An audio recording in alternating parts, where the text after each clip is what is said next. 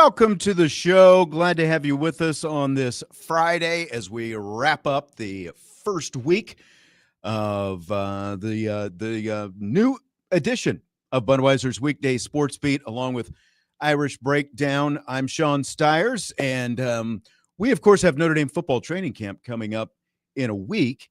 And so with that in mind, we're going to be talking a little Notre Dame football training camp today. We're going to do a little bit of a preview, and to do that, we're bringing in my new / old co-host of this show. He'll be here every Friday, Mr. Eric Hansen from Blue and Gold. How are you, Eric? I love that introduction. I'm doing great after that. I'll make you my agent since I don't have one. Maybe you need one. Maybe we all need agents right now. Well, like I said, you and I used to do this. It's been maybe 5+ years, I guess, since we were doing this together. It was right around the time of the pandemic, I think. Yeah. when things went sideways was around the last time. And then right. Weekday Sports Beat took a lot of different directions out of that or after that. And here we are right now. So Eric Hansen is with us. Good to see you as always as we get ready. How many camps is this going to be for you as we get ready for this training camp starting for Notre Dame next Thursday? Yeah, I tried to do the math. I came up with 28 for sure. And then there were bits and pieces because before I got into the Notre Dame coverage, I was the Big Ten beat writer, but there were times I'd slide over and do some Notre Dame stuff. And I know 1991 spring was one spring where I had to do a lot of training camp stuff. So you at least go back to some extent to the Lou Holtz days then. Oh yeah. I rode on the golf cart with him after practice. The strategy was he would drive it from the end of practice back to his office at the Joyce Center. And it was so bumpy.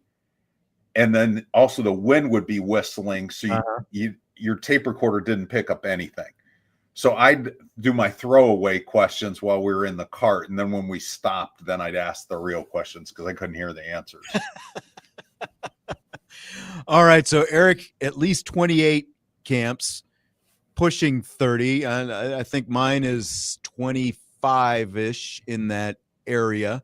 So we've both been around for a couple of days. I go back only to the Bob Davie era. Eric predates the Bob Davie era, which was an interesting era. And I was thinking about, like we used to have for a while under Brian Kelly, we'd go to Culver and they'd start training camp down there. Charlie Weiss kind of did that thing where they went to the west side of campus a couple of different times. Right. Lou Holtz actually went to Culver a few times. Did he? Okay. Yeah. Mm-hmm. Okay. Interesting. Well, again, next Thursday, we're only 6 days away from the start of camp, so it'll be next Thursday. It'll be a full practice viewing next Thursday. I'm curious because, again, you're a seasoned veteran. You've been around the block, obviously, a little bit. We're going to get a handful of partial practices after that, first full practice. So what's the biggest things I guess you're trying to accomplish on that day one when we do get to see everything, but they're also, it's usually, we're not going to see a whole lot of contact in that case. Yeah. So you have to temper it with reality. That they're going to try to be as vanilla as they can. They're not going to be in pads. We won't likely see many, if any, competitive periods, but there are things that you can pick up. So I'm going to try to figure out who the starting quarterback is. Now, I do want to watch the quarterbacks. I want to get just kind of see their body language and see how they go through the practice, see, what kind of leadership they throw and so forth into the mix. But the biggest thing for me off the top is the guys I haven't seen yet. There's 12 freshmen that enrolled, and some of them could get into roles like James Flanagan, for example, at tight end. And maybe even Will Black, but there's the freshman corners. There's a bunch of them that could work their way into some kind of role. So I want to see them, and two transfers that one of them is going to be huge is Malachi Fields from Virginia. He wasn't there in the spring. Right. Ty Washington, the tight end, which I think can be kind of a sleeper contributor. I think he's the way off the radar guy that might be more important than we think. And then the injured guys that we haven't seen in a while, like Ashton Craig, some of the guys that were injured in the spring that we didn't get to see practice, those kind of guys. Beyond that, you do get a chance to see relative speed, what speed looks like, who looks fast, especially, again, freshmen, Dallas Golden and Mark Zachary at cornerback. How fast are those guys relative to the receivers and so forth? And then size difference. A lot of these guys have picked up size since the spring. Scrap Richardson, for example, was an early enrollee wide receiver. He was 169. He's 185 now. But there are a lot of guys that took big jumps from the spring in terms of their strength and their size. And like Eli Raridan, if I hadn't interviewed him in person, I would be really looking forward to that one. But I already know he's a giant. So those photos of him in New York last week, my goodness. Yeah, he made Emil Wagner look like his little brother. I know. And so who's the right tackle? So those kind of things. The other thing is, and you probably do this too, Sean, is you try to see if they bring anybody out kind of in sequence that you get some semblance of an early depth chart. Exactly. They usually try to avoid that, but you do look for that. Sometimes the offensive line, there's a tell with how they go through drills and stuff that helps give you an early indication. I mean, I got my own guess, but it's nice to get confirmation. So those would be the top things. Yeah, they used to do that tempo drill at the start of Yes. They've gotten rid of that. First team.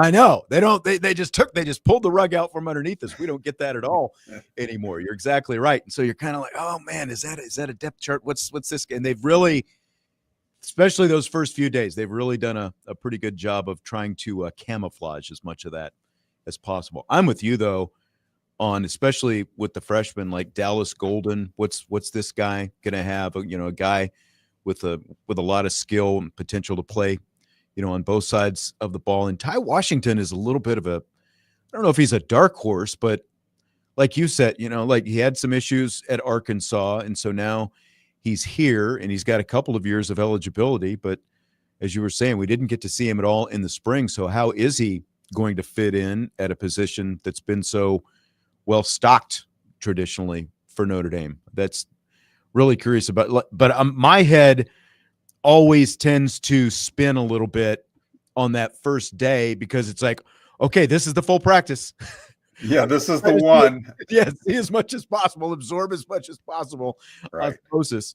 But yeah, so it's going to be interesting. Of course, we're going to talk about the quarterbacks here in a minute more specifically, but like that's obviously everyone's going to be looking at that and dissecting that, every throw I think that is made and the opportunities that we get to get out there. So I'm curious if you we've seen 3 training camps under Marcus Freeman so far. How does this one maybe feel different than the previous 3 to you, or does it feel different? It does feel different because I get different questions from fans, and I just did a live chat earlier today. And you would go into these in general with big concerns in the fan base, and they wanted, and there's less of it. They're more nitpicking and they more want to know surprises. It's not like they're, last year there was so much angst over the offensive line going into, and that's before Charles Jagaza got hurt the first time, got hurt last year with a torn pectoral muscle. So there was a lot of concerns. And the other thing was you get a lot of concerns about Marcus, and is he going to be a better game manager, and how is he growing as a coach? And now that people see Marcus's name in the top 10 and in the top 5 on a lot of these, who's the best coaches in college football, they're like, yeah, he's got it. So there's the expectations thus are higher. I mean, I think most people look at this team and say, the floor is a college football playoff berth. That's what their expectations are. So lots of different vibe to it. That's right. Vibe is exactly the word that was just popping into my head. The vibe seems so much different. I'm sure a lot of that has to do with the fact that they obviously did just make a great run to the national championship game last year. You do have a quarterback battle, but other than that, it just feels like the foundation is just feels so different, like it very structurally sound. Not that it felt that it wasn't before, but it just feels like there are fewer big picture questions for Marcus right now. Does it feel like there's anything like that he needs to, not obviously the quarterback has to be answered. Right. And there's, some other position battles and things but like for Marcus Freeman himself, is there really anything that, that we need answered about him during this camp? I don't think so. The reason why I say that is it's not because Marcus has reached a level where he has all the answers. It's through 3 years, we've felt confident that what he doesn't know and how the game is evolving, he's constantly challenging himself to learn. And so he's always going to be learning. He's always going to be in that cycle. And so you have confidence that he's going to do that. I think before the fans would want to micromanage Marcus through that process. True.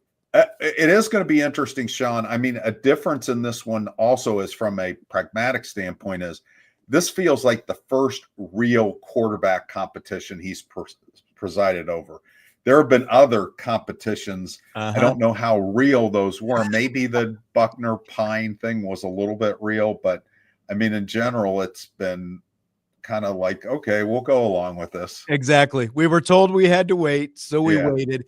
And that's what I was trying to think of that. And that's a great segue. You just took us right into the next topic, the quarterbacks.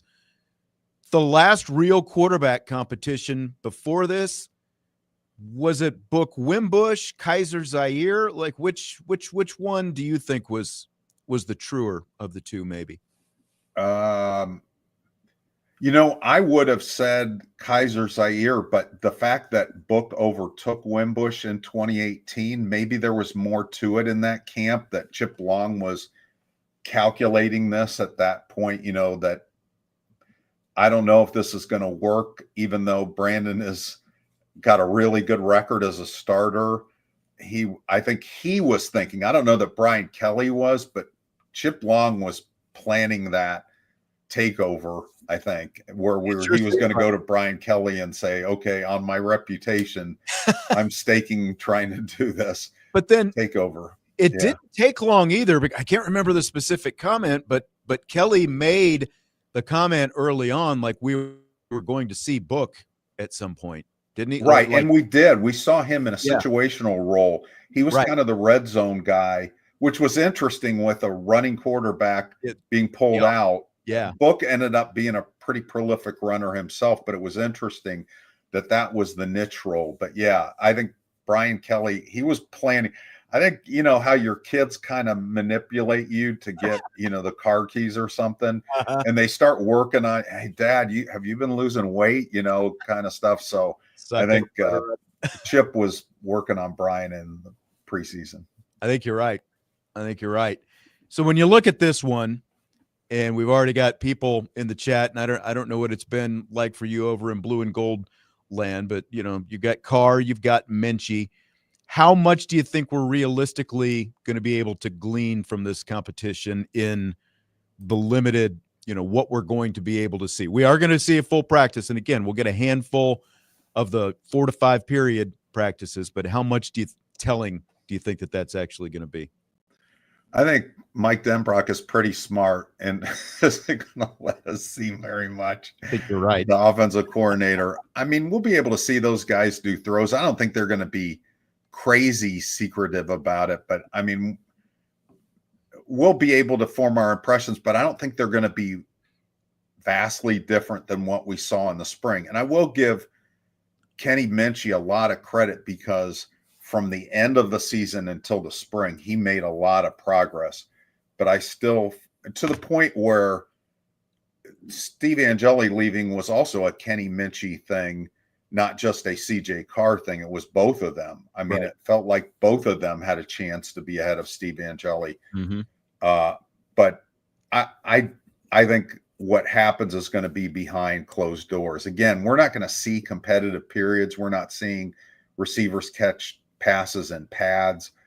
So my sense is it's more window dressing than it is substance. But Right. you always try to glean something. I try to glean things from stretching. I'm not sure if I'm successful at that, but I try. Well, and it was in the spring. We had that practice. I think it was the full practice that we got to see. And they came out and they kind of told us, look, don't chart every completion and incompletion Yeah. and that kind of stuff. And that's, Joe here in our YouTube chat is saying drills. That's it in terms of what we're going to get to see. And predominantly that's going to be it. I have, maybe that will be in the partials. The partials that we see, we'll have a handful of partials after this practice on Thursday. And it's stretching and individual drills. So you don't see competitive periods tomorrow. I mean, maybe they do some stuff with receivers and defensive backs, a drill where they're 7-on-7 maybe or something. Yeah. Like that. Yeah. But beyond that, drills, that's it. Right. Joe is on top of it. Joe is in the house. And that's how every completion and incompletion gets out, ends up being dissected, based on that's what we've got. And that's what everybody wants to hear about. So, like people end up telling them something. So it's going to be really interesting to see how this whole thing plays out and really how long it plays out. I think that's what I want to know. Like, because as you said, the last few years, even going back to Jack Cohn and even the Buckner Pine, very anticlimactic. Like they all took about a week, maybe a little bit more than a week before they officially announced who the starting quarterback is. It feels like this should take longer, but like the timing, like what Marcus Freeman decides in terms of when he needs to make it public. I guess that's kind of what I'm wondering. What about you? I think that, when you look at the schedule, and we're not at liberty to reveal the whole practice schedule, Notre Dame has asked us not to, but right. We talked to Marcus after the first practice and then not again until August 17th. That seems really deep into practice to do that. And these are subject to change. They could certainly make him available after a practice for 10 minutes or whatever to talk about the quarterbacks. My sense is it's not going to go all the way to that August 17th press conference, that we'll know a little bit before then. Maybe not by August 10th, but somewhere the sweet spot is between the 10th and the 17th. We would know. And they'll probably have a big social media, thing, because Notre Dame is really good at that. I'm sure they will. Video. Didn't Jack Cohn, if I remember right, like, didn't he find out like literally right before he sat down when they named him the starter? It seemed like there was something on social media by the time he sat down. I think you are correct. When you look at how Marcus Freeman, Mike Denbrock, Gino Guidugli approach this, like in terms of how do they need to prepare these quarterbacks in camp, for a guy who's going to be making his first start at Miami on August 31st? Well, I think they both have an advantage in that they have an offensive coordinator for 2 years in a row now. At least they know the system and they know how Mike Denbrock calls plays, even though each of them were only in for 4 plays in an actual game last year.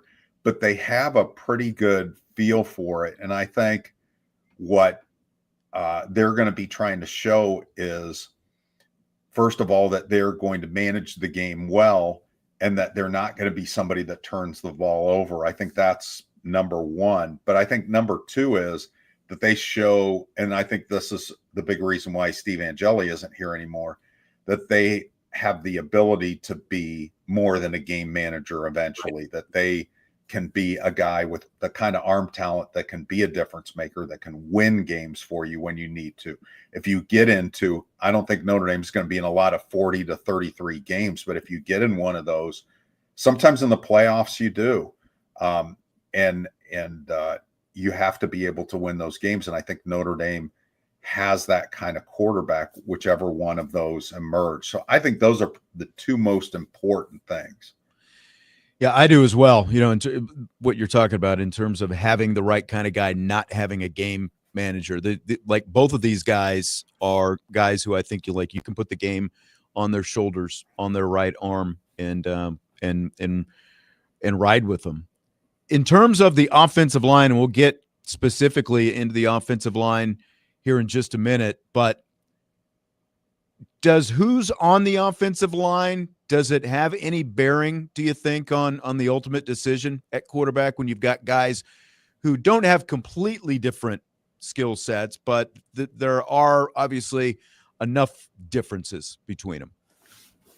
I don't think so. I mean, I see where you're getting at, Sean, and I'm curious what you think when I get done rambling here. But I think last year it was a bigger deal because they were all inexperienced. But Riley Leonard, when you look at it, ran out of a lot of sacks.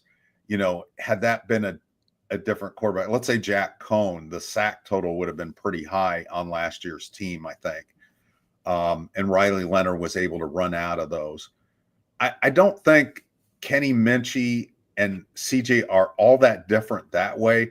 Kenny Minchey certainly is the more gifted runner, and I think he's the guy that can make more plays outside of your playbook, that his ad libs are really difficult for a defense to plan for.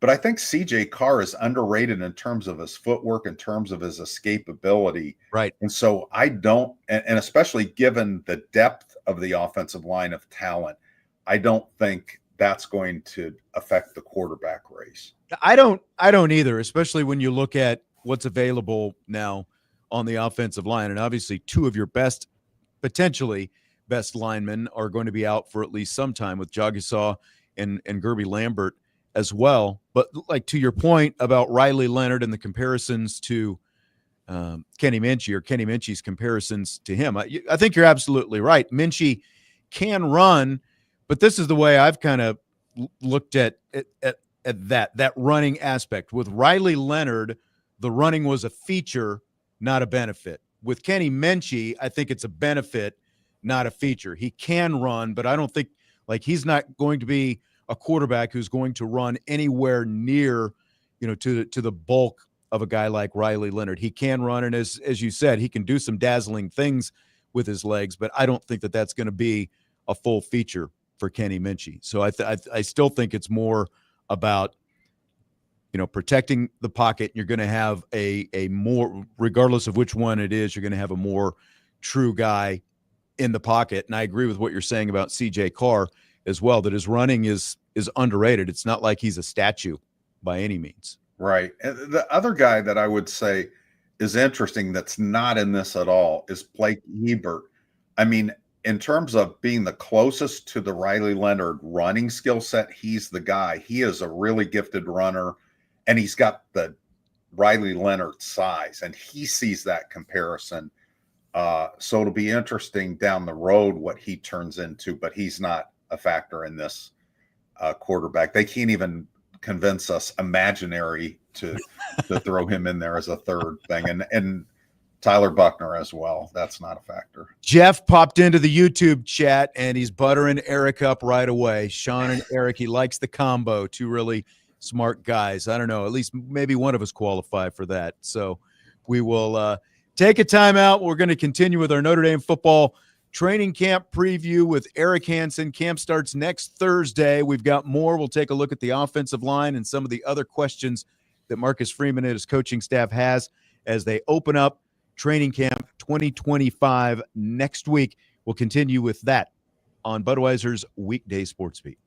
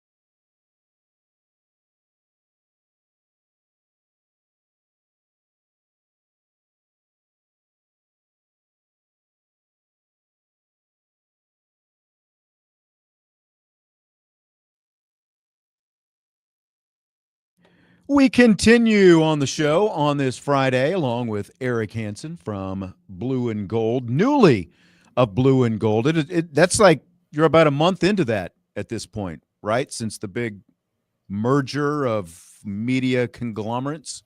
Yeah, I am 25 days into it. Does it feel weird to say Eric Hansen from Blue and Gold now? It it feels better than put you on the spot. Don't get me wrong. feels better than saying, "Would you like fries with that?" But no, I love it. But it does. It's interesting because Blue and Gold was a competitor for so much of my time in South Bend. But I'm really, really enjoying my new teammates and my new situation. It's really been fun, and I can't wait for the season to start. And the other thing is I'm still covering the same team and dealing with a lot of the same people. And so, yeah, so that part of it's not so weird. Yeah. Doesn't change a whole lot. You're still here, still covering Notre Dame football. It's just I guess the paychecks come from a little bit different place. That's it. I'm just happy there is one. That's exactly right. That's exactly right. Irish for Life 99 says he used to wait for the Sunday paper to read Eric's columns in the early 90s. Well, I really appreciate that. I came to the market in 1988, so Irish for Life is right on that. So I've been here for a while. Been around a little bit. Ray is asking how quickly we think Notre Dame needs to establish a starting quarterback in order to prepare adequately for Miami. I don't think that's as much of a concern for Marcus and Mike Denbrock and Gino Guidugli as it is getting the decision right, and that everybody on the roster knows it's the right decision. I mean, you see the guys in practice and they kind of separate themselves. That didn't happen to the extent that they needed it to in the spring to name somebody then, and they kind of anticipated that. But both of them are still got to be ready for Miami. What if there's an injury? You want that number 2 guy ready to go. The other thing, Sean, I'm curious what you think about this is Marcus kind of pushed it off because I don't think he wanted it to be in the conversation in the spring, but I'm not convinced that they won't at least think about the number 2 guy having a niche role. It probably won't happen, but I think it's something that they might have on the table at least for a day or two. And it was kind of funny, sort of the way, like remembering the look on his face. I think, did you ask that question? Yes, I did. I was just realizing that's right. I was like, hold on. I think because for whatever reason, I kind of remember him looking down and, what would be to our left. And I was like, oh, that's where Eric Hansen sits. So, yeah. So it feels like if that happens, if there's going to be a niche role for whoever the number 2 is, it feels like that is more Kenny Minchey, as we were talking about with the differing skill sets of these guys, as opposed to, it doesn't feel as much like you would have some kind of niche role for CJ Carr, but he did also leave that open. So, right. I'll be really curious. There's like so many little things along with this that we're going to find out along the way. It feels like that date that you set, like you were talking about, August 17th. So that's like 2.5 weeks into camp, like the middle of camp, right around there. It feels like you probably want to have who your number 1 guy is in place to give yourself about 2 more weeks for, the complete run up to Miami and all that stuff. It feels like if they've got that decision made by then, that's probably a pretty good timeline. Yeah. And I don't think Marcus plays this game as much, but I think Brian Kelly did. I know Charlie Weiss did. There's times they're saying something publicly and behind closed doors, it's already been decided. Demetrius Jones was one in 2007. They changed the whole offense for him. There was an Everett Golson. Andrew Hendricks was telling me every time the media was in there, it was a 4-man competition. And in the days we weren't in there, it was Golson all the time. Not surprised. Let me ask you this before I get to a couple more questions here. After quarterback, what do you think is the most important position battle to watch during camp? Well, Sean, as you know, a lot of these are how rotations work out. Like, Mhm. for example, we know Eli Reardon is going to be the starter at tight end. Who's 2 and 3? Who fills out the interior line, for example, rotation beyond the Heinisch, Dawson, Rubio, Anye thing. But there's one position that is open, and that's the safety opposite Adon Schuler. Right. And my sense is, and again, I'm curious what you think.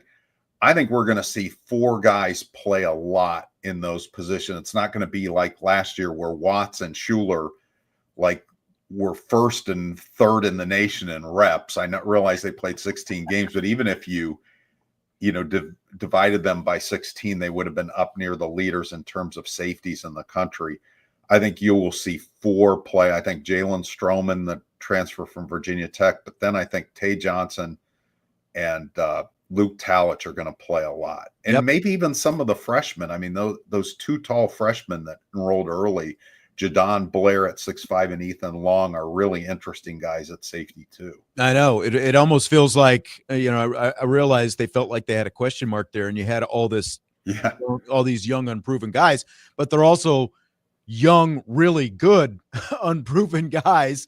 And that's what you've just got a wealth of talent out there. I completely agree with what you're saying. You probably could see 4. And I'm wondering, do we see like the Kyle Hamilton, Jalen Elliott, Alohi Gilman year where we saw 3 safeties out there at the same time sometimes? Like, do we see some of that because of what they've got at that position? You could, when they go to like a 6th defensive back package, they have the nickel Devontae Smith. They just recruit that position now, but that 6th defensive back, I know what you're talking. I think that at one point it was Apache or Aztec or something that began with an A. Yeah. Wonder if they, probably. I'm guessing they've changed the names with a new coordinator, Chris Ash, and it's going to be the Ash player now. There you go. Archer wants to know, who is one player not being widely discussed you expect to be an impact player by the end of the year? Boy, it's hard to get somebody that's not widely discussed. Because we talk about everybody, right? We talk about everybody. I think the real surprise, I'll go with 2 surprise guys. One that I kind of feel pretty good about. I think Ty Washington is actually going to be more in that tight end rotation than people think. And I think that's not me going out on a limb. That's some good inside information. One where I'm going out on a limb, and this is kind of on the edge of the rotation, is Cam Williams as the 6th receiver. So how impactful that is as a 6th receiver, I guess that's to be debated. No, but I think the other guys that we've talked about, like Dawson at defensive tackle, the defensive ends, we've talked about all those guys. The safeties, we just went through that. The freshman corners are ridiculously good. And the linebackers, if they go to 5-man rotation still, I mean, Madden Faremo would be in there. But, I mean, we've talked about them, and maybe we talk about them more than to each other than we talk to you guys about it, DJ. Yeah. That linebacker rotation, like in the spring, it felt like Max Bulla was saying, we might not necessarily go to 5 this year. So I'm curious to see, to your, what you just said, like, do they work Madden Faremo in there? What does that look like? DJ is asking how wide open the battle for defensive line starters is. Well, again, they're going to rotate so much. I don't know that it's going to be a big deal who the starter is and who the number 2 and 3 guys are. But had Botello been healthy from the beginning, that would have been really interesting with Botello and Boubacar Traore. I think Boubacar is definitely going to be the starter there. The other side is really interesting. I think Josh Burnham will hold that just because he's versatile, and those ends are going to be more interchangeable than they were in the old scheme. But Bryce Young is everybody's favorite to zoom up the impact chart this year. I mean, he had some, especially on special teams. He had some flash plays, but he was up and down more than you would think if you look at the Pro Football Focus film grades. And then interior, again, it's kind of a group of four. I think Anye and Rubio will start, but Jared Dawson and Heinisch are going to play a lot. It's behind those guys who steps up. Is it going to be Huge? Is it going to be Hughes? Is it going to be Sevillano, Armel Mukum?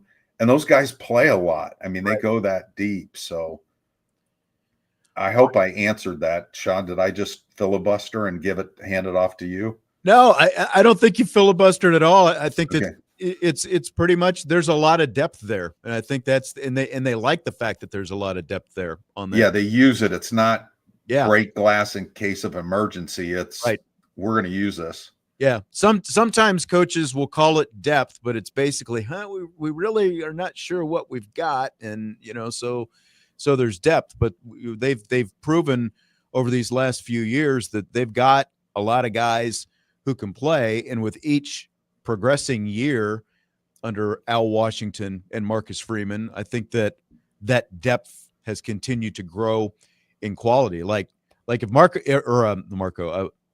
I was combining two names there. If Gabriel Rubio is healthy all year, I mean, man, it's kind of scary to think what that guy could give you in the middle of the line. And then Jason Onye, obviously he had his personal issues last year, and then he came back bigger and stronger, and he had another great spring. So we'd like to be able to kind of see that in full effect over the course of an entire season this year. Right. They have done a really good job. And the thing about it is, Sean, it helps with your roster retention when guys feel like they're contributing. They're the third string defensive tackles and nose guards, and they're contributing. That helps you want to stay on the team because you feel like you're a part of things. And if there's not drop off and going to those guys, by all means play them. And look, it's how you go toe to toe with the Penn States and Georgias and Ohio States down in the trenches by the ability to go that deep. I mean, it didn't feel like it was that long ago. Most schools didn't really have that kind of defensive line rotation, but they do now, and you're able to keep throwing bodies in there so that guys aren't getting worn out nearly as quickly. We're going to take one more quick timeout, and then we will come back. We will wrap up our first hour with some more Notre Dame football training camp preview talk. Training camp starts next Thursday. Eric Hansen will be there. I'll be there. We will all be there out in the sun, sweating it up on the first day of training camp next Thursday. We'll continue with more right after this.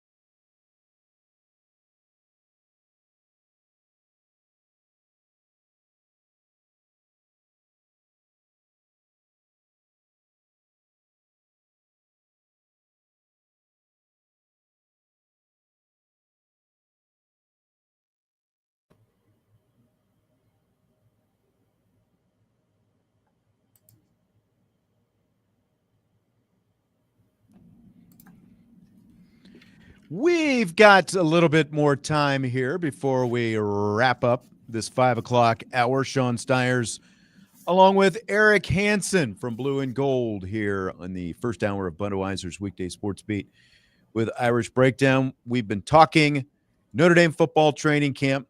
Training camp starts next Thursday. We've got a lot of things that we're going to be keeping our eye on. Of course, the quarterback battle is first and foremost on everybody's mind. But as we talked about earlier, you got things like safety.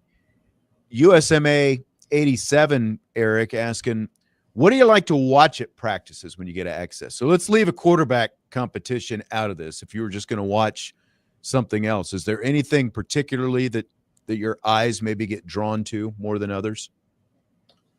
Let's say this was a practice where we saw competitive periods, and we do see some of those in the spring, and we see contact.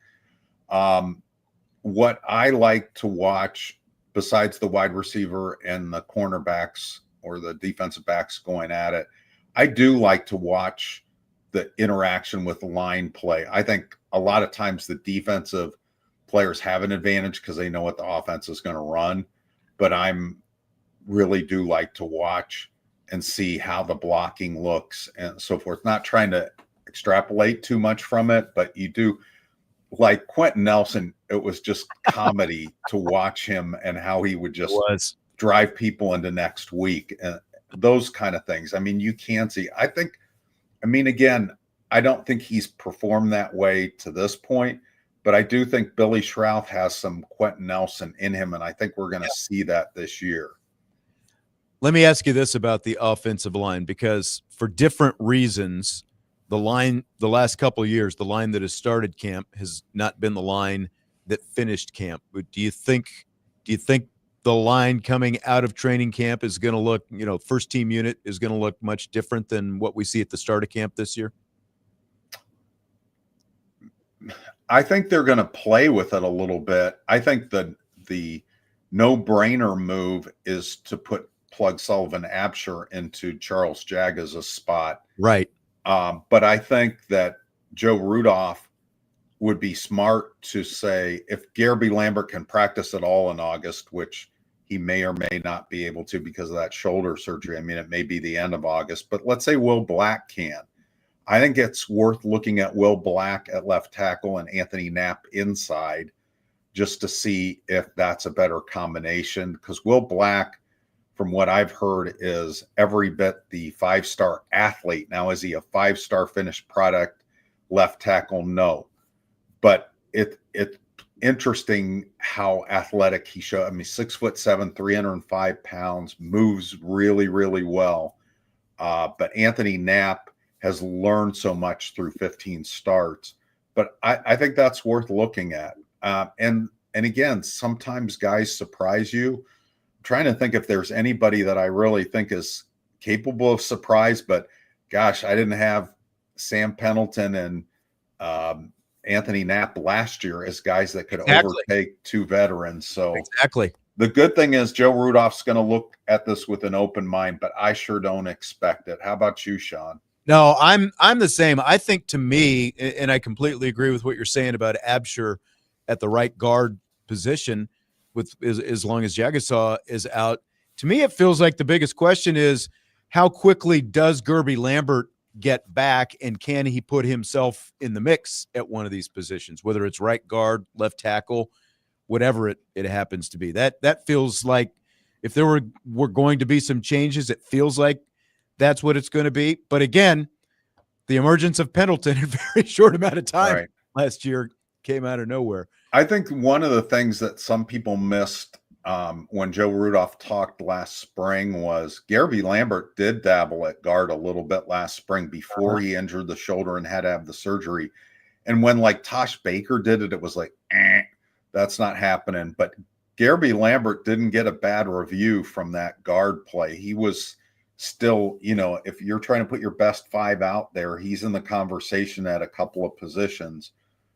Inside and outside. So again, he's the guy, if everybody gets off the bus, you say that's the best lineman on the team. That's not the case, but someday you might say that. He certainly looks the part, and has that kind of ceiling. It's just, when is he going to get there? Real quick, DJ wants to know, Eric, at press conference, you're the go-to guy for the injury questions, both under Brian Kelly and Marcus Freeman. How did that come about? DJ wants to know.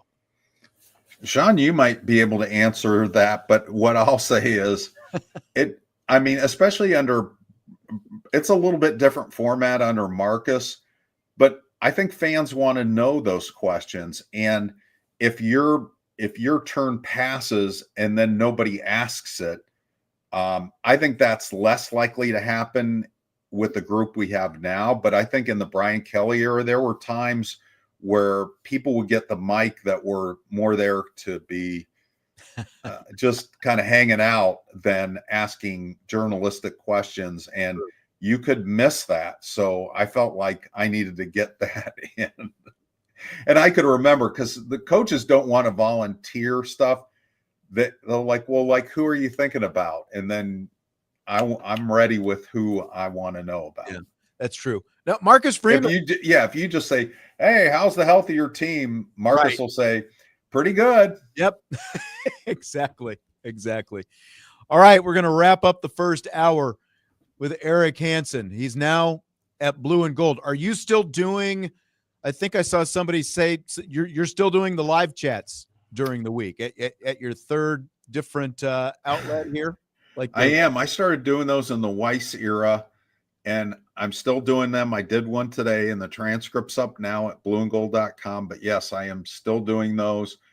We're going to settle into a Wednesday rhythm. I won't be able to do one next week, but we'll start doing Wednesday chats down the road and doing them weekly for the rest of the season. So those are a lot of fun. I enjoy those. Sounds great. Enjoyed doing this with you, Eric. First time in a long time. I'll see you out there at training camp next week. And in the meantime, of course, as he said, you can find all of Eric Hansen's stuff at blueandgold.com. Thanks, Eric. I'll see you later. Thank you. All right. Absolutely. That is the one and only Eric Hansen. We'll take a timeout. When we come back, we've got rapid fire coming up in the second hour on Budweiser's Weekday Sports Beat with IrishBreakdown.com.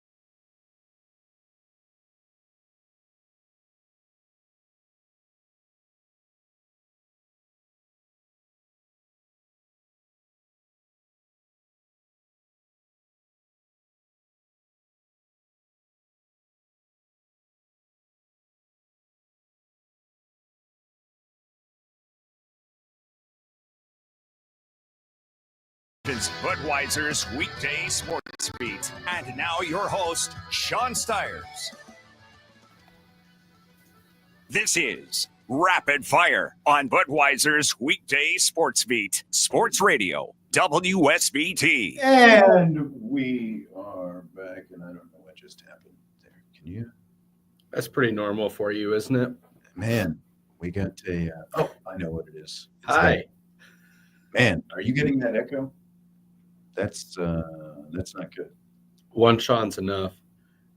Yeah, that's Bobby Hensley, and I'm Sean Stiers. Jesse Stiers is here as well. Hang on just a second. It's better now. So we've got a major issue, and let's see if we can try to solve it here real quickly. I don't know how we're going to do this. It sounds good now. Well, it's because I turned your microphone down. As soon as I turned it back, try again. Hi, how you doing? There, it went away, didn't it? Yeah. All right.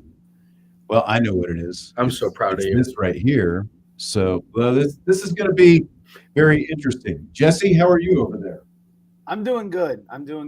It's doing better than the issues that you guys are experiencing. But I'm ready to take this week home in some rapid fire. Bobby, why don't you come over here with me? Shut that down. Okay. And bring your chair, and we're going to have to try to do a little share. It's actually, I don't think it's, Jesse, I think it's something at your end.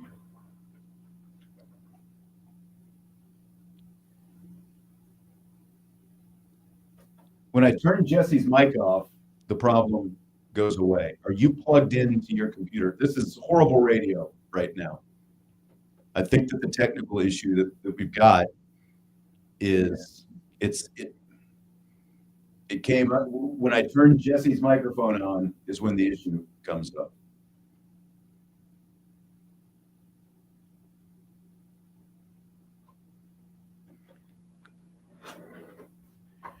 All right, we're gonna take a time out and see if we can get this figured out. I apologize.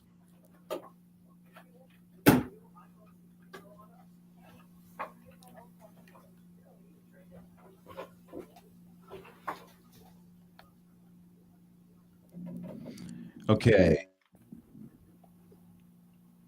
So we're talking live in the stream right now. Can you still hear all that echoing? Jesse? Can't hear you. Yeah, you can. You're echoing. Bobby, hit mute on yours real quick. Mute. I think it gets rid of it. Now you talk again, Dad. Okay. Yeah, it's perfectly fine once he mutes his mic. Okay. So Bobby, just mute yourself when you're not talking. Okay. Yeah. Like right now. It's going to be fun to try to do this. Am I the first studio guest? All right, we're coming back.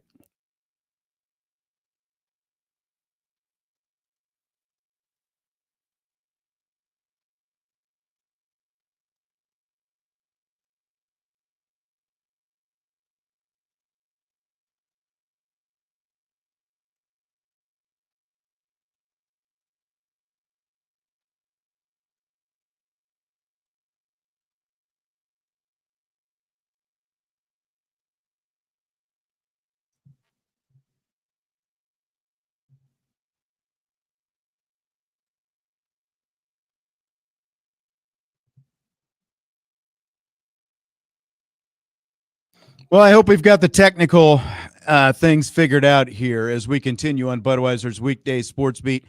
It is rapid fire time, and I am joined by the three-man crew of Bobby Hensley and Jesse Stiers, and of course, I am Sean Stiers. I'm not going to ask you how everybody is doing because I feel like we might just blow this whole thing up again as we were in a sound chamber there for just a minute. So we've got a lot of things that we're going to get into as we always do with rapid fire, and we're going to start with a little Paul Finebaum, some interesting Paul Finebaum comments that he had on Marcus Freeman. He was on Get Up with Mike Greenberg this week, and Greenberg asked him about Notre Dame and the college football playoff. Game going to make it back to the playoff this year? Yes, and the reason is the head coach. Marcus Freeman is elite. He showed that last year, beating and out-coaching James Franklin in the crunch at the Orange Bowl. It was brilliant. It was a master class, and he nearly pulled it off against Ohio State. He has done more with less talent than anybody in college football. So therefore, even though this team has serious question marks, they have a difficult schedule opening against Miami. I think he will find a way to mold them and push them back into the playoffs and maybe a decent run. All right, so fill in the blank. The fact that Finebaum is so high on Notre Dame is blank.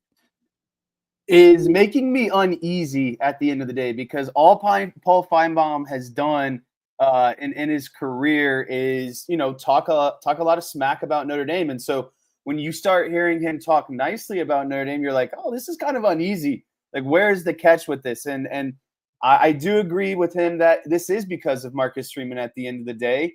And I think that Paul Finebaum is not a huge fan of Brian Kelly, if we're going to be honest. So it is nice to hear him talk so nicely about Marcus Freeman, but we all know that Marcus Freeman is a difference maker, and the reason why Notre Dame was able to go to a national championship last season. He continues to recruit at a high level, and we're starting, he brought up the talent. And yes, Notre Dame has a lesser pool of talent right now, probably compared to, Ohio State and some of the other people. But at the end of the day, he's getting it turned around. And last season was kind of, a cart a bit ahead of the wagon type situation. I think Notre Dame is going to continue to stack this talent that Paul Finebaum is talking about. So I wouldn't be surprised if, Notre Dame continues to go on these long playoff runs. Well, I think a lot of Notre Dame, too, as we get to the more of the transfer portal era, it's going to be more and more about what their brand is and what they can offer players to come in.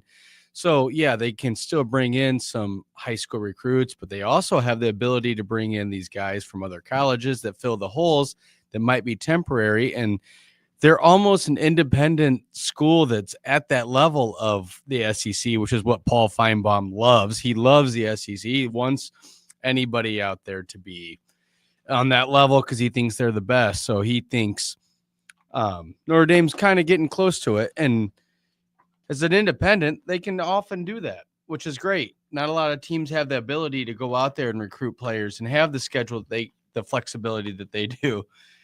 So I think that he's actually right. I think there's a path really that Notre Dame should have. I think last year when you look at it, they, one bad loss, but they could have won every single game on their schedule. Not a whole lot of changes this year and still a lot of talent in place. So I don't see how they don't have a path to make the playoff. This is a total disaster in the studio today. We had all kinds of crazy stuff going on. I was trying to get it fixed, and it just got a little bit I think it still sounds good right now. But I was just shocked to hear Finebaum speak this highly of him. I wonder how much of the shine that Finebaum is putting on Marcus Freeman, because like you heard in that very high praise of Marcus Freeman, you also heard a little bit of shade going right back to James Franklin at the same time about how he outcoached James Franklin. But I think that does say a lot about Marcus Freeman and where he is as a head coach right now, because you've got a guy like Franklin who's been around as long as he has, who is still out there trying to prove his worth, trying to prove that he can win a big game, which he still hasn't done. And here's Marcus Freeman out coaching him in the biggest game of either one of their careers last year at the same time. So I think it's obviously very well-deserved praise, but it's like we're not used to hearing this. And I think you were saying it, Jess, about he probably also doesn't like Brian Kelly, to hear Finebaum heap this kind of praise on anything to do with Notre Dame is so unlike anything that we have seen in recent memory. Yeah, for sure. And I do think it's funny that he directly brings up James Franklin, but he admitted the part where he outcoached Kirby Smart as well, the beloved SEC coach. So, it's I agree with what you're saying. Is it Finebaum kind of building up Marcus Freeman so he can really tear him down as soon as something goes wrong and be super hypercritical? I don't know, but that's what makes me so uneasy about Paul Finebaum is he's been a notorious probably Notre Dame hater. And so when you hear him say these nice things, it's like, okay, so what's the kickback? Where's the but type situation? So maybe Exactly. we'll see that play out throughout the season. Waiting for that on the back end of this whole thing. So, all right. This is going to kind of be a little bit of a shade day, I think, on Rapid Fire is what this is going to turn out to be, because we continue today with yet another installment of They're Saying Things at Big Ten Media Days. And this time it's USC head coach Lincoln Riley, and he's talking about the future of the Notre Dame USC rivalry. About the importance, the significance of the USC-Notre Dame rivalry, and does it matter when that game is played during the schedule? Does it matter when it's played? I don't think so. I mean, I think that's something that we'll always look at. I think depending on what happens here from a playoff perspective, and do we expand? What model do we go to? That's certainly going to have an impact, not only in the rivalry, but what time of year potentially that you would play it. I've been asked a bunch about it. Listen, I told somebody the other day, when Bob Stoops first called me and offered me the OC job at Oklahoma, and I'd been sitting on pins and needles for like 4 days, and I was convinced I wasn't getting it. I was at gate 12 of Love Field, and he called me and told me that he'd offered me the job. I took it immediately, and like my very first thought, like literally before calling my dad, calling my wife, anybody, was I get to coach in OU, Texas. First thing, right? When I decided the night at my house, right, to take the USC job, my first thought was I get to coach in USC Notre Dame. It's the first thought, because before coach, player, any of that, as a fan.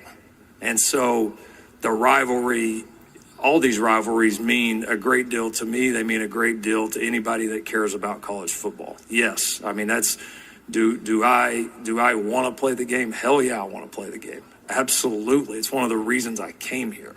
All right. But also, my allegiance and my loyalty is not to Notre Dame, and it's not to anybody else. I'm the head football coach at USC, and I'm going to back USC, and I'm going to do everything possible that I can in my power to make USC as good as it can, and not going to let anything stand in between that. So I'm very hopeful we can get to a point where it makes sense. It's one of those situations right now where the two schools are in radically different situations. I think we can all agree with that, with the one having a conference affiliation and one not.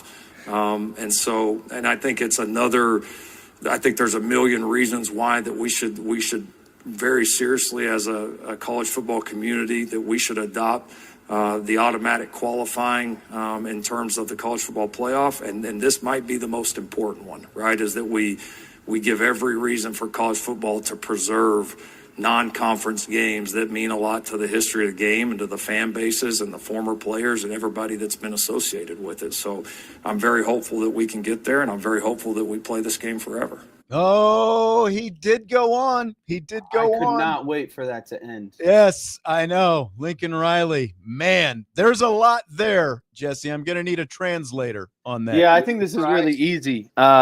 Lincoln Riley cares about the Notre Dame rivalry if it doesn't impact his overall record at the end of the season and hurt his chances to make a college football playoff. But if you expand to a 16-team format, you have the ability to lose more games or lose an out-of-conference game. So Lincoln Riley, point blank, does not care about this rivalry unless it benefits him at the end of the day. And right now it's not benefiting him because it's another loss on their schedule, and it's another reason why they're not getting into the college football playoff. So as soon as they expand, he'll be all about playing Notre Dame in a tough out-of-conference schedule. But right now, all of these conferences, and not all of these conferences, the SEC and the Big Ten, particularly the Big Ten, all they want to do is whine about the non-conference schedule and beg for an expanded playoff format because they're going to play easy teams. That's right. And they want their bids into the dance. And so playing Notre Dame is not an easy task and is a roadblock for USC right now. That's exactly it. We talked about this yesterday. We need to dispel the myth that the Big Ten schedule is difficult just because they are playing 9 games. They have stacked these schedules for the teams that they think are going to be, competitive on the national stage. They have stacked them in their favor They've only each of the contending teams, whether it's Oregon, Penn State, Ohio State, Michigan, you can probably I don't know if you want to include it, Indiana. They basically got 2 difficult games, and it's no more difficult than anything Notre Dame is playing. Lincoln Riley wants to keep playing the game. He says he wants to keep playing the game, but really he's just playing a game with words because as Jesse alluded to, he only wants to do it on his terms. If the Big Ten doesn't get the 4 automatic qualifiers, he's scared to play Notre Dame because he knows it's more difficult right now. And like he's talking about, USC and Notre Dame are in radically different places because one is in a conference and one is not. Well, what has changed about that over the last 100 years since they started playing this game? Go ahead. Bobby's going to be headless, but he's going to be on microphone right now. I look better without a video anyway. You do. You look and you sound much better so without would you. a video. No, it really is amazing to me to hear him. It's not like this guy's been at USC forever that cares about their tradition either. He's a guy that came from Oklahoma. He moved over there. He doesn't want to be there. He wants to go to the NFL really bad. He doesn't care about any of the traditions of college football, and his words validate that. The caring about a rivalry such as Notre Dame and USC isn't about, well, it's a regional thing that we're close together. It's one of college football's fundamental things. Taking the train out to California, Notre Dame did, to go play them back in the day. So the fact that he really doesn't care, and he's kind of playing into the narrative that, well, let's build the playoff out even further, so losses mean even less, and then it doesn't matter. Like, yeah, I guess if we're going to play him, but maybe it shouldn't. Like, I don't know. Everything he said about that just seems slimy, and like he's not really invested in anything. And he's just doing coach speak to the media where he doesn't really care. And like I say, it bugs me that he's not really even a USC guy. Right. Like, it's not where he came from. It's not anything to do. He took his Oklahoma team out there and then just got rid of Oklahoma real quick. And then they went to the SEC. I think he's just a little hurt all the way around and wants himself to look good, but he's not. He just doesn't care. So Jesse, I got a final thought on this. hit it. If you can't beat Notre Dame, you don't deserve to be in the playoff. That's exactly right. Yep. That's exactly right. That's a good point. Is that it? Blank. That's a good point. And Notre Dame plays a predominant ACC schedule, and they play out of conference games. So and that's why a similar schedule. Yeah. If you can't beat Notre Dame, then you don't deserve to be in the playoffs. Yeah, and that's why this 4 automatic qualifiers that they're talking about is such BS. They want assurances. They're trying to hold everybody else hostage because, again, look at the schedules that most of these Big Ten teams are playing. Have had for years, by the way. Right, and they're trying to make it sound like, oh, we're just dumbing it down because the SEC won't play 9 conference games. We think everybody should be doing things the way, because it doesn't matter if it's Notre Dame or the SEC. The Big Ten thinks everyone is supposed to be doing things exactly the way they are. Big Ten won a couple championships, and now they think they're hot stuff. Right. And then they add teams like Rutgers and Maryland to give them another conference data point, but that doesn't mean anything. I mean, those teams aren't going to help you when it comes time for the playoff. The playoff is like Michigan for years. They'll play UNLV, or they'll play these bad teams, Hawaii a couple years ago, and then directional Michigan, and they're 5-0 every year, and they haven't even left the state of Michigan until October or early November. They've always been playing this game to try and make themselves look good just by record. And if you don't look at who they're playing, it doesn't really help them. All right, we got more coming up. I've got some James Franklin comments. I saw someone in the YouTube chat made a comment about what James Franklin had to say about Notre Dame because he just can't help himself, apparently. So we've got that. We've got more Tony Petitti in the college football playoff. Dan Lanning has got his own playoff. It just doesn't end with all these Big Ten guys. We've got more as we continue with Rapid Fire and Budweiser's Weekday Sports Beat with Irish Breakdown coming up next.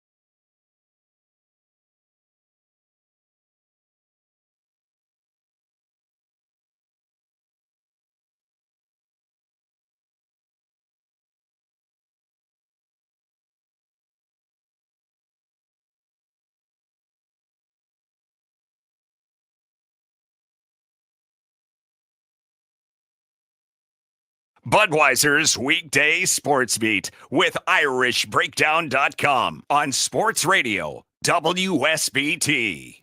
Well, we just got some good news. We've got a rain delay with the South Bend Cubs. So we're going to have a little bit longer rapid fire for you tonight as we continue. Sean Stiers, Jesse Stiers. Bobby Hensley is off camera. Bobby actually came into the studio tonight. We've got a computer set up for him in another spot, and then we had all this reverb feedback and everything else. I did nothing wrong. Want that on the record that I did nothing wrong. I didn't cause the rain delay. I didn't cause the tech issues. There's rumors. Yeah, there always are. There's rumors. All right. So before the break, we were talking a little bit about the Big Ten and Lincoln Riley and his whole, are we going to keep the Notre Dame USC thing, rivalry going? And Lincoln Riley gave us a bunch of self-serving BS ultimately at the end of the day. As usual. In the meantime, we've still got James Franklin from Penn State. He just can't seem to stop himself. He had this to say about Notre Dame and conference membership at Big Ten Media Days this week. Quote, everyone should either play a conference championship game or everybody shouldn't play a conference championship. Everybody should be in a conference. I said that last year at a press conference before playing Notre Dame. Everybody thought I was sliding Notre Dame. I've been saying that for 10 years. If I didn't say it in that moment when I was asked the question, I'd be a hypocrite. Like I'm going to say it now because I've been saying it the whole time. End quote. James Franklin. This is blank. It's just James Franklin being butthurt. He can't really help himself at the end of the day. He spouted off during the press conference. He said all the things he said about Notre Dame needed to be in a conference and, Notre Dame and the stuff that he said about Marcus Freeman. You know what? Why don't you beat Marcus Freeman in Notre Dame? Then you can have all the opinions you want in the world. But when you lose, you have nothing to stand on. You have nothing to stand on because what does a conference do for Notre Dame? Are you trying to say that they didn't that their path wasn't deserving? If that's the case, well, they beat everyone and went on to a national championship, right? And so I really don't understand what you're getting at when you said that, because if Penn State wanted, if Penn State could, they would be independent still right now, but they needed the Big Ten Conference. Notre Dame doesn't need a conference when it comes to college football, and they have a path to the playoff at the end of the day. So if you're James Franklin, you want to make these sort of statements, then why don't you beat Notre Dame head-to-head? Because is Notre Dame not tough enough because they don't play in the conference? That doesn't seem right, because they sure as heck were more tough than Penn State in the second half of the game. So, again, what is he getting at by saying these things? Because on the field, he's getting whooped by Notre Dame currently. Well, you know what he's getting at. James Franklin thinks if I can beat those one or two tough games I have in the Big Ten every year, I should deserve to play. And I'm agreeing with you on this one. I'm saying, Jesse, that he's the Big Ten, or the SEC. So you're telling me a team that might have lost and doesn't play in the conference championship game doesn't deserve to be in the playoff? He doesn't talk about the SEC. If Alabama loses to Georgia and they don't get to play in it, it's all about Notre Dame. And that's just bogus, because what about another independent team? If they go 12 or 13-0, it's all about Notre Dame. And for some reason, he has his eyes set on Notre Dame. A few years ago, he's a block kicked away from potentially getting fired at Penn State. They don't win that game and turn their season around, he might have been gone. He just is grasping for straws about what makes Penn State great or why they deserve to be in. But, Notre Dame beat them with a really tough game and without their starting quarterback in the crucial situation. I think he's just trying to make Penn State look good. But even within the realm of the Big Ten, they're moving down the pecking order. So it's funny that James Franklin is saying everybody thought I was sliding Notre Dame. I've been saying that for 10 years. Well, how many independents are left in the country right now? It's Notre Dame and UConn as of right now. A couple of years ago, you still had UMass. So were you mad about UMass being an independent? Were you mad about BYU being an independent? Let's just call it what it is, James Franklin. You're mad about Notre Dame. And he says, either you should play a conference championship game or everybody shouldn't play a conference championship game. Well, guess what? The team that won the national championship last year didn't play in a conference championship Exactly. game. They were the third place team Right. in your conference. Indiana got into the playoff. And again, they won From all the these, Big Ten. all these conferences, the SEC and the Big Ten specifically, and obviously the ACC and the Big 12 won them too. But, let's go back to what Lincoln Riley was talking Getting about. 4 in. Yeah. Let's go back to what Lincoln Riley was talking about. And, the fact that they want the guarantee of 4 automatic qualifiers. So you're talking about other teams that aren't going to be playing in conference championship games, but they also want these play-in games, like if we're going to Eli Drinkwitz's 30-team playoff, thing that he wants to do. So they want to keep stacking all this stuff on top of each other. And with James Franklin, it just feels like the guy has always got to have something to complain about. And just like with Pat Narduzzi, maybe it's a Pennsylvania thing at this point. Just like with Pat Narduzzi, it's just like Notre Dame is just an easy target. Let's try to stack it against them as much as possible. But as Jesse said, they can't beat him on the field. So he just keeps complaining about it.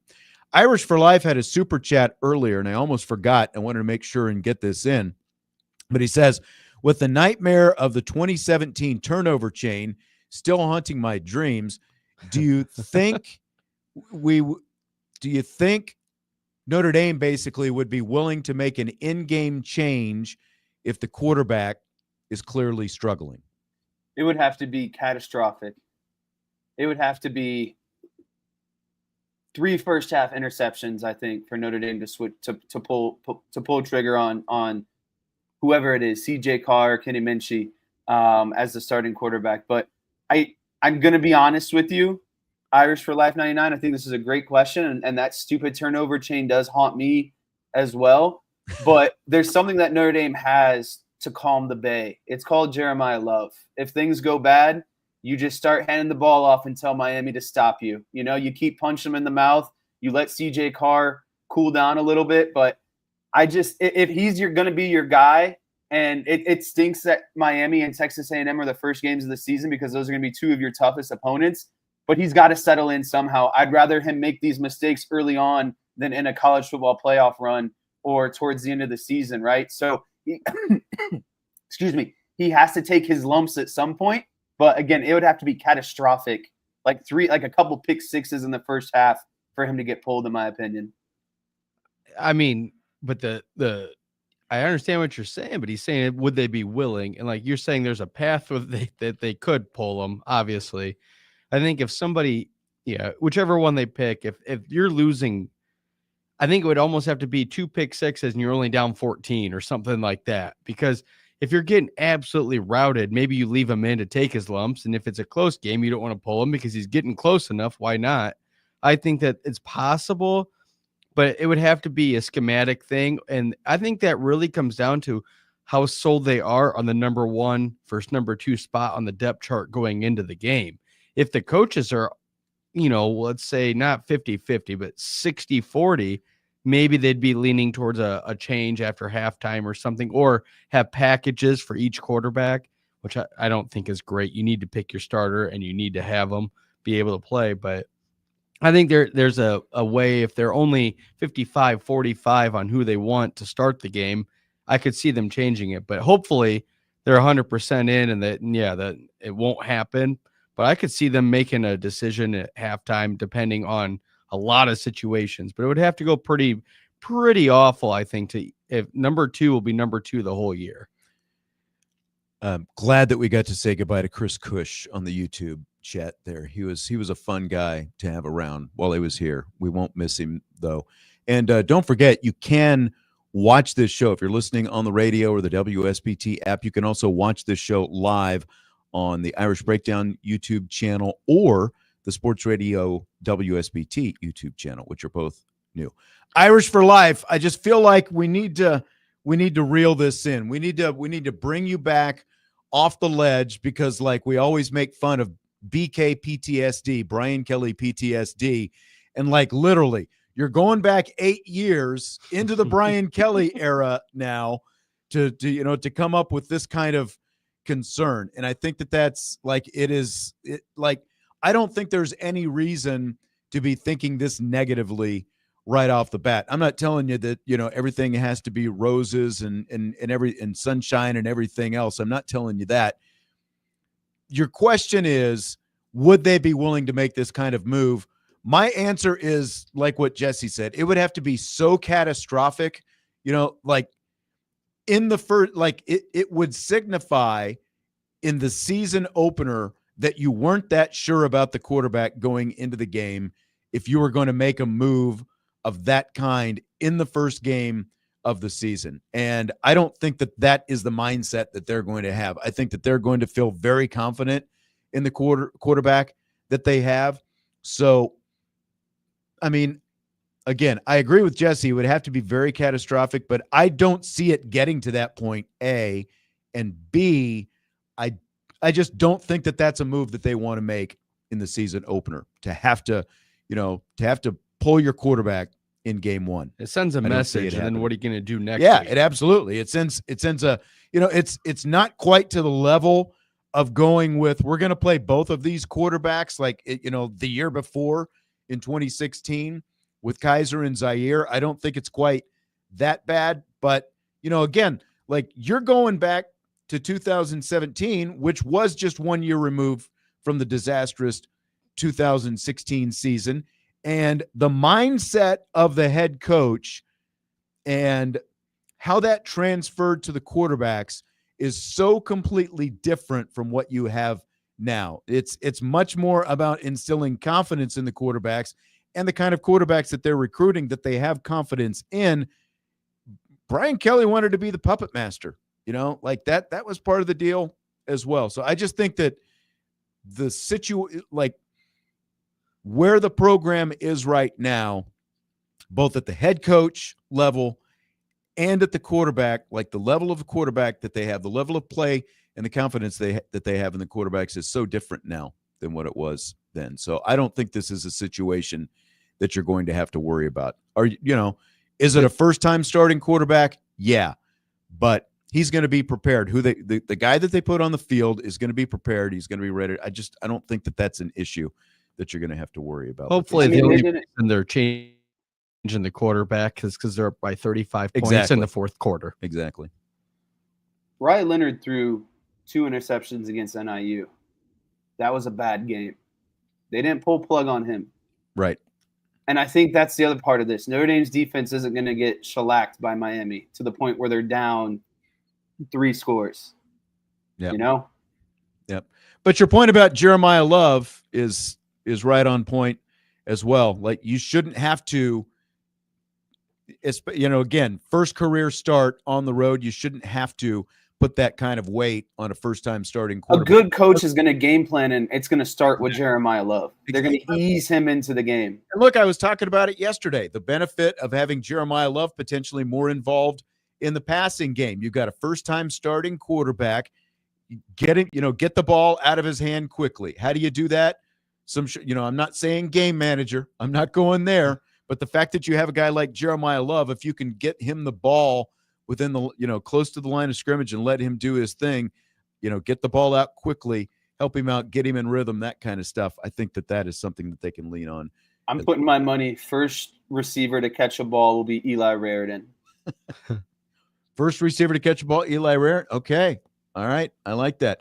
All right. We've got more from Big Ten Media Days from the top and Tony Petitti, the commissioner, as well as Dan Lanning, the head coach at Oregon. He's got some thoughts. We'll do that when we continue Budweiser's Weekday Sports Beat with Irish Breakdown.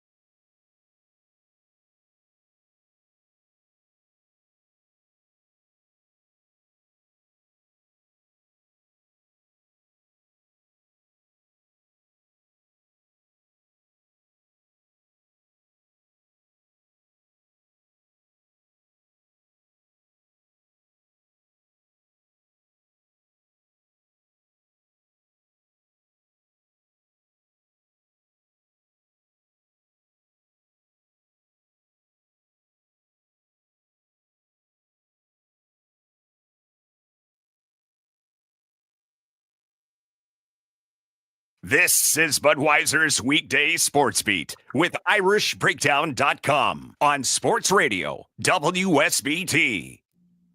We are winding down on Budweiser's Weekday Sports Beat with IrishBreakdown.com. Sean Stiers, Jesse Stiers, Bobby Hensley. Jesse, you had something you wanted to lead with? Yeah, I just want you guys to give me a little bit of time at the end. I have a question that I need everyone's input on. Okay. That's been eating at me. So it's just a life question.